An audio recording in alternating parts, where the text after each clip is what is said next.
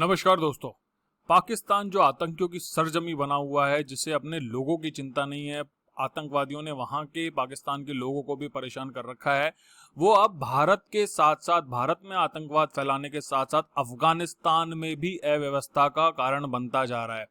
तालिबान जो कि अफगानिस्तान में हिंसक गतिविधियां लगातार कर रहा है, यूएस ट्रूप्स निकलने के बाद तो उसने वायलेंट अटैक बहुत ज्यादा तेज कर दिए हैं। एक रिपोर्ट अभी हाल में आई है कि तालिबान की जो फंड रेजिंग है पाकिस्तान में, वो बहुत ज्यादा तेजी से बढ़ रही है। हिंदुस्तान टाइम्स की न्यूज है। इसके साथ साथ मैं आपको बता दूं कि पाकिस्तान तालिबान को बुरा नहीं मानता है, बल्कि वो मानता है कि तालिबान तो सही कर रहा है, तालिबान का समर्थक है पाकिस्तान। एक्स बुलेटिन ने भी ये रिपोर्ट दी है। इसके साथ साथ वॉयन की भी न्यूज है। अब मैं आपको बताता हूँ कि रिपोर्ट क्या है, किसकी है और क्या स्टेटस है। फटेफ का इससे क्या लेना देना, FATF, फटेफ, FATF का इससे क्या संबंध है और पाकिस्तान पे क्या प्रेशर बना हुआ है, इस सारी बातों की चर्चा करूंगा मैं अपने इस वीडियो में। तो चलिए आगे चलते हैं। रिपोर्ट्स जो आई हैं वो ऐसा कहती हैं कि जो FATF है, फाइनेंशियल एक्शन टास्क फोर्स, इसकी स्थापना कब हुई थी, इसका एस्टेब्लिशमेंट कब हुआ था, कमेंट बॉक्स में मुझे बताइएगा। उसकी एक प्लेनरी कॉन्फ्रेंस होने वाली है जो अभी वर्तमान में चल रही है। मंडे मतलब 21 तारीख से शुरू हुई थी और 25 तारीख तक 21 ऑफ जून से शुरू होकर 25 ऑफ जून तक चलेगी।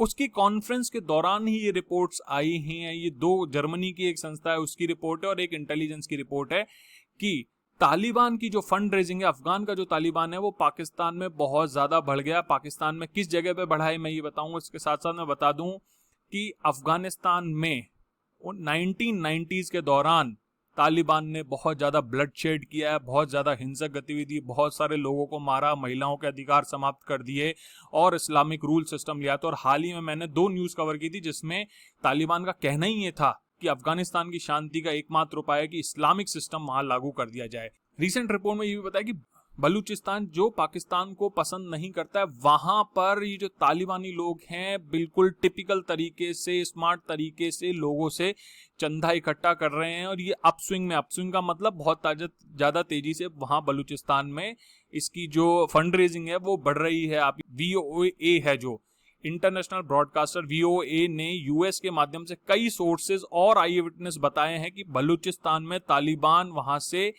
बहुत ज्यादा फंड रेजिंग कर रहा है। फंड रेजिंग करता कैसे, ये वहां के जो रेजिडेंट हैं उन्होंने बताया है कि क्वेटा से 200 किलोमीटर दूर रहते हैं वहां पे, और लोग जो तालिबान के लोकल बाजार में जाते हैं, फ्राइडे की जो नमाज होती है उसके दौरान 5,000 या 10,000 पाकिस्तानी रुपीज जो शॉपकीपर से, मतलब उगाही करते हैं, जो हफ्ता वसूली, आप समझिए हफ्ता वसूली करके तालिबान अपने लड़ाकों को तैयार कर रहा है और फंड रेजिंग कर रहा है। मतलब इतना नीचे गिर गए ये लोग कि वहां के जो शॉपकीपर्स हैं उनसे हफ्ता वसूली कर रहे हैं। उसके साथ साथ क्वेटा है, कुचलाक है, पश्तून अब्द है, इशाक अब्द है और फारूकिया टाउन जो है वहां से भी लोगों से फंड रेजिंग किया जा रहा है। और वहां के लोग साफ साफ कहते हैं कि इट्स नॉट अ सीक्रेट, ये खुले आम हो रहा है। और पाकिस्तान की जो जनता है, पाकिस्तान की जो सरकार है, वहां का एडमिनिस्ट्रेशन है, उसको भी ये सब चीजें पता है कि वहां इस तरीके की फंड रेजिंग हो रही है।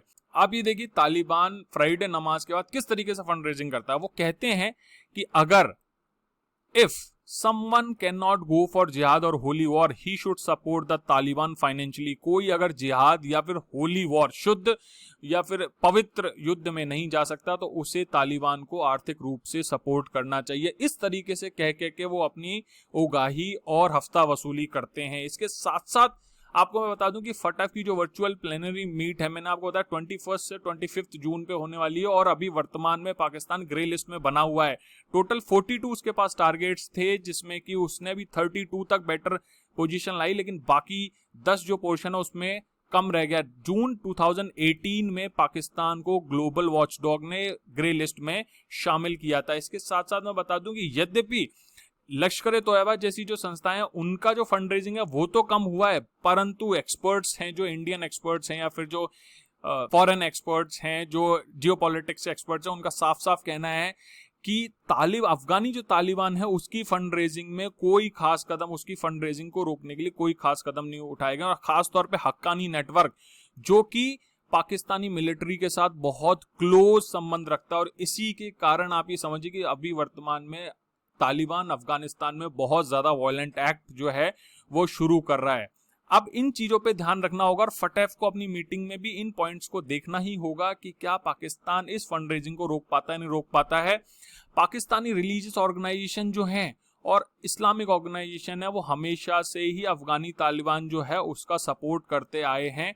और पाकिस्तान वो 3 राष्ट्रों में से एक राष्ट्र था, वो देश था जिसने 1990 में 1990s में जब रशियन फोर्सेस अफगानिस्तान से चली गई तो वहां पे तालिबान का जो तालिबान समर्थक या तालिबान नेतृत्व वाला इस्लामिक एमिरेट्स और अफगानिस्तान को स्वीकार किया था, रिकॉग्नाइज किया था। मतलब अभी देखिए पाकिस्तान के 30 साल पहले जब से तालिबान पैदा हुआ है तब से ही उसके साथ घनिष्ठ संबंध है और वो तालिबान को बहुत ही ज्यादा प्रेम करता है, उसका समर्थन करता है।